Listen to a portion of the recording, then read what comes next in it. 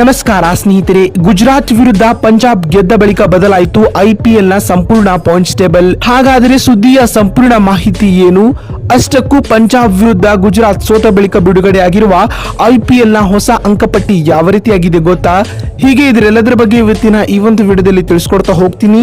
ಹೀಗಾಗಿ ದಯವಿಟ್ಟು ಈ ವಿಡಿಯೋವನ್ನ ಕೊನೆವರೆಗೂ ನೋಡಿ. ಹೌದು ಸ್ನೇಹಿತರೆ, ನಿನ್ನೆ ನರೇಂದ್ರ ಮೋದಿ ಅಂಗಳದಲ್ಲಿ ನಡೆದ ಟಾಟಾ ಐಪಿಎಲ್ 2024 ಹಾಗೂ 17ನೇ ಆವೃತ್ತಿಯ 17ನೇ ಪಂದ್ಯದಲ್ಲಿ ಪಂಜಾಬ್ ಕಿಂಗ್ಸ್ ಹಾಗೂ ಗುಜರಾತ್ ಟೈಟಾನ್ಸ್ ತಂಡಗಳು ಮುಖಾಮುಖಿಯಾಗಿದ್ದವು. ಈ ಒಂದು ಪಂದ್ಯವನ್ನ ಪಂಜಾಬ್ ಕಿಂಗ್ಸ್ ತಂಡವು ವಿರೋಚಿತವಾಗಿ 3 ವಿಕೆಟ್ಗಳಿಂದ ಗೆದ್ದುಕೊಂಡಿದೆ. ಸ್ನೇಹಿತರೆ, ಪಂಜಾಬ್ ತಂಡದ ಈ ಭರ್ಜರಿ ಗೆಲುವಿನಿಂದ ಅಂಕಪಟ್ಟಿಯಲ್ಲಿಯೂ ಮಹತ್ವದ ಬದಲಾವಣೆಗಳಾಗಿವೆ.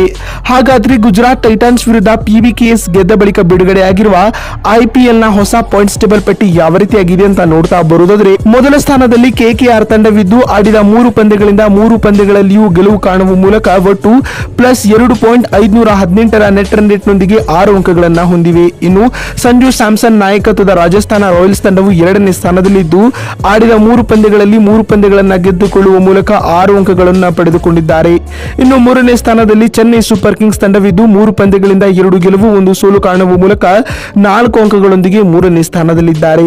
4ನೇ ಸ್ಥಾನದಲ್ಲಿ LSG ತಂಡವಿದ್ದು ಆಡಿದ 3 ಪಂದ್ಯಗಳಿಂದ 1 ಸೋಲು 2 ಗೆಲುವು ಕಾಣುವ ಮೂಲಕ ಅಂಕಪಟ್ಟಿಯಲ್ಲಿ 4 ಅಂಕಗಳನ್ನು ಪಡೆದುಕೊಂಡಿದ್ದು 4ನೇ ಸ್ಥಾನದಲ್ಲಿದೆ.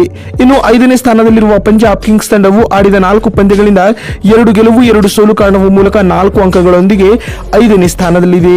ಇನ್ನು 6ನೇ ಸ್ಥಾನದಲ್ಲಿರುವ ಗುಜರಾತ್ ಟೈಟಾನ್ಸ್ ತಂಡವು ಆಡಿದ 4 ಪಂದ್ಯಗಳಿಂದ 2 ಗೆಲುವು 2 ಸೋಲು ಕಾಣುವ ಮೂಲಕ 4 ಅಂಕಗಳೊಂದಿಗೆ ಮೈನಸ್ ನೆಟ್ ರನ್ ರೇಟ್ ನೊಂದಿಗೆ 6ನೇ ಸ್ಥಾನದಲ್ಲಿದ್ದಾರೆ. ಸ್ನೇಹಿತರೆ, ಇನ್ನು 7ನೇ ಸ್ಥಾನದಲ್ಲಿರುವ SRH ತಂಡವು ಆಡಿದ 3 ಪಂದ್ಯಗಳಿಂದ 2 ಸೋಲು ಹಾಗೂ 1 ಗೆಲುವು ಕಾಣುವ ಮೂಲಕ ಪ್ಲಸ್ ನೆಟ್ ರನ್ ರೇಟ್ ನೊಂದಿಗೆ 2 ಅಂಕಗಳನ್ನು ಪಡೆದುಕೊಂಡಿದ್ದು 7ನೇ ಸ್ಥಾನದಲ್ಲಿದ್ದಾರೆ. ಇನ್ನು 8ನೇ ಸ್ಥಾನದಲ್ಲಿರುವ ರಾಯಲ್ ಚಾಲೆಂಜರ್ಸ್ ಬೆಂಗಳೂರು ತಂಡವು ಆಡಿದ 4 ಪಂದ್ಯಗಳಿಂದ 1 ಗೆಲುವು 3 ಸೋಲು ಕಾಣುವ ಮೂಲಕ ಒಟ್ಟಾರೆಯಾಗಿ ಅಂಕಪಟ್ಟಿಯಲ್ಲಿ 8ನೇ ಸ್ಥಾನದಲ್ಲಿದೆ.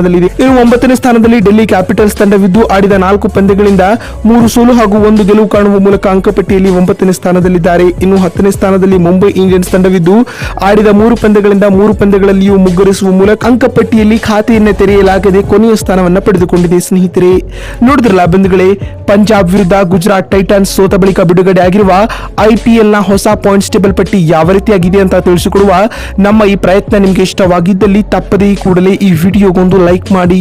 ವಿಡಿಯೋವನ್ನ ಇಲ್ಲಿವರೆಗೂ ನೋಡಿದ್ದಕ್ಕಾಗಿ ಧನ್ಯವಾದಗಳು. ಮತ್ತೊಂದು ವಿಡಿಯೋದಲ್ಲಿ ಸಿಗ್ತೀನಿ. ಅಲ್ಲಿವರೆಗೂ ನಮಸ್ಕಾರ, ಧನ್ಯವಾದಗಳು ಸ್ನೇಹಿತರೆ.